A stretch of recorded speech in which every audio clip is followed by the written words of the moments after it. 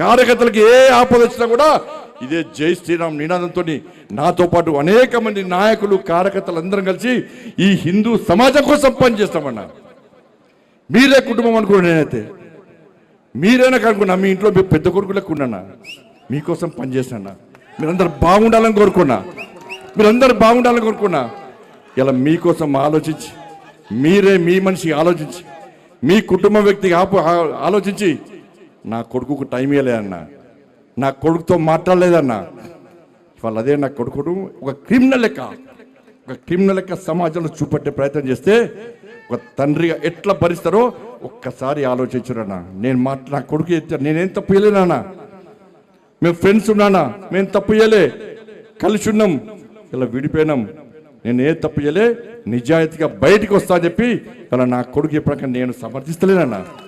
తప్పు ఎవరు చేస్తా కూడా నా కొడుకైనా సరే ఎవడైనా సరే చట్టం ముందు సమానులే. నా కొడుకు తప్పు చేస్తే తప్పకుండా నా కొడుకు శిక్ష 100% పడాల్సిందే. ఇలా నా కొడుకు ఒక రకమైన చట్టం, ఇంకో వ్యక్తికి ఇంకో రకమైన చట్టం ఉండాలని కోరుకునే వ్యక్తి బండి సంజయ్ గారు. సమాజంలో చట్టం ఎవరికి చుట్టం కాదు, సమాజంలో చట్టం అందరికీ సమానమన్న విషయాన్ని ఇవాళ నేను స్పష్టం చేస్తున్నానా. ఇవాళ నేను ఎట్లా వెళ్ళినో, నేను ఏ దారిలో వెళ్ళినో అదే దారిలో నా భార్య వస్తుందని ఇప్పుడు మీకు అందరూ తెలుసు అన్న. నేను మళ్ళీ ఈ నీళ్ళతో మళ్ళీ కంటనీడు అంటారు, అదో బాధ. మళ్ళీ ఏమి నాకు కంటనీడు కాదన్నది. ఇవాళ నేను ఎట్లా పోతున్నాను మీకు మామూలుగా తెలుసు. నేను ఏ దారిలో పోతున్నానో నా భార్య కూడా నా దారిలో వచ్చిందన్న. మీకు మా భార్య ఉద్యోగం చేస్తుంది బ్యాంకులో ఉద్యోగం చేస్తే నేను అడిగిన ఎందుకు లీవ్ పెట్టినామమ్మా అని అడిగిన. నేను బ్యాంకు పోతే నా బ్యాంకు కస్టమర్ కడుకోమని కార్యకర్తలు బ్యాంక్ వస్తారు అన్నది.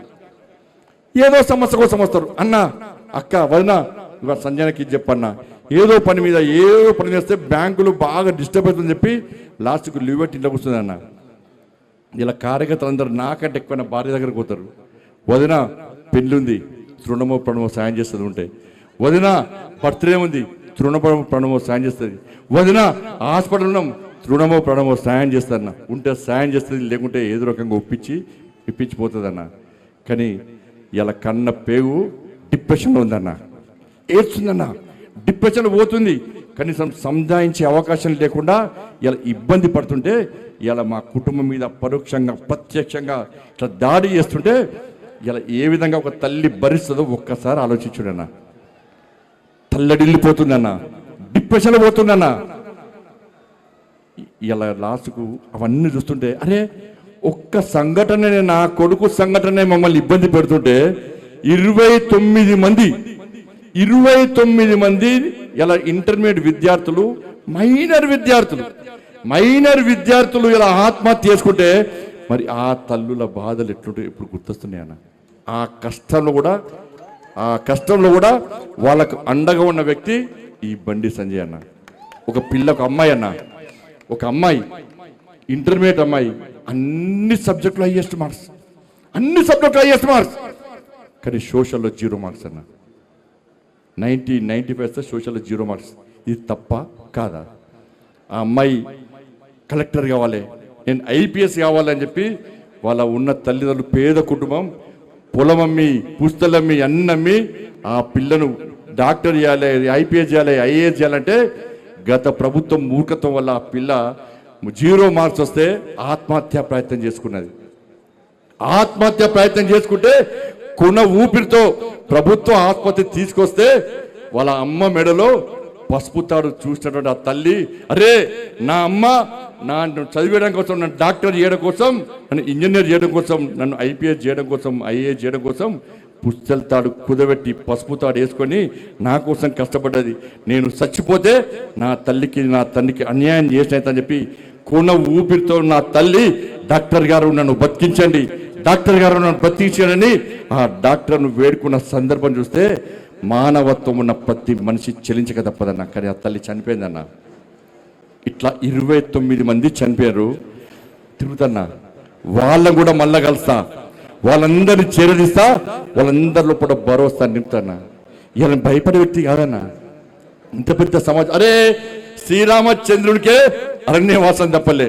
సీతమ్మ మీద అపవాదాలు వేస్తే సీతమ్మని అడుగు పంపి ఇవాళ రాముల వారు అరణ్యవాసం చేసి ఇవాళ తప్పుడు కాదని నిరూపించుకొని ఆదర్శ రాముడు, అందాల రాముడు, అందరి రాముడు, మనందరి రాముడు లెక్క మనకు ఆదర్శ రాముడు అనే వ్యక్తి మన శ్రీరామచంద్రుడు అన్న.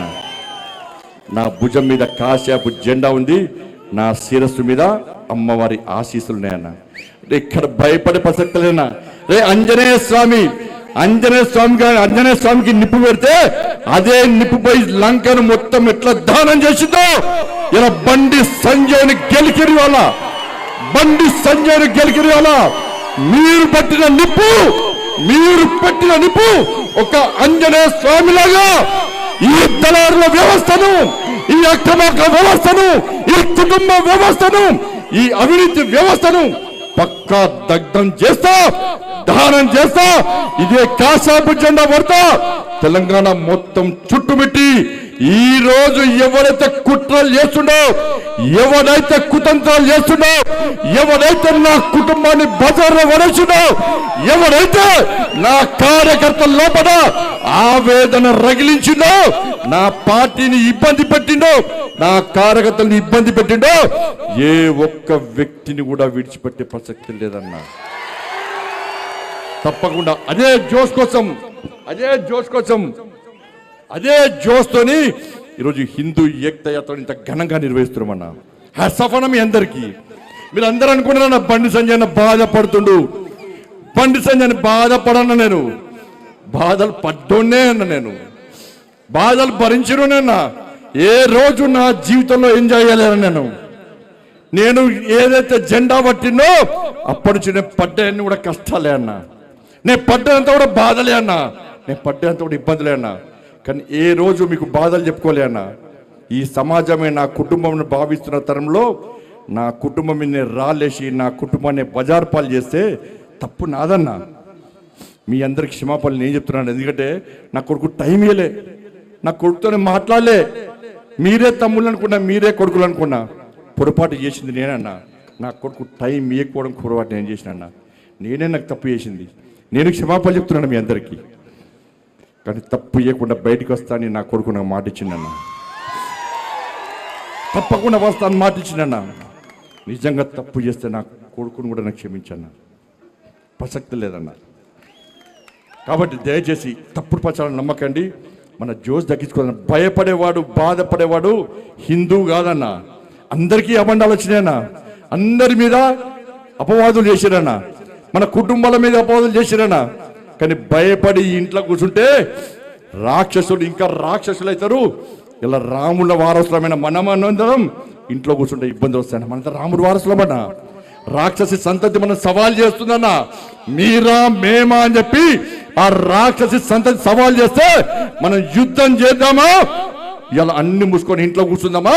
ఒక్కసారి హిందూ సమాజం ఆలోచించాలి. అలా హిందూ సమాజం జాగృతం కాకుంటే, హిందువులందరూ ఇంట్లో కూర్చుంటే ఇలా బెంగాల్లో అనేక మంది నా కార్యకర్తలు, ఈ ధర్మం కోసం పనిచేసే కార్యకర్తలు, కాసేపు జెండా పట్టుకునే కార్యకర్తలు, హిందూ సమాజం కోసం పనిచేసే కార్యకర్తలను బంగ్లాదేశ్ నుంచి వచ్చి అతను మార్చిన విషయాన్ని ఇలా హిందూ సమాజం మర్చిపోతున్నా.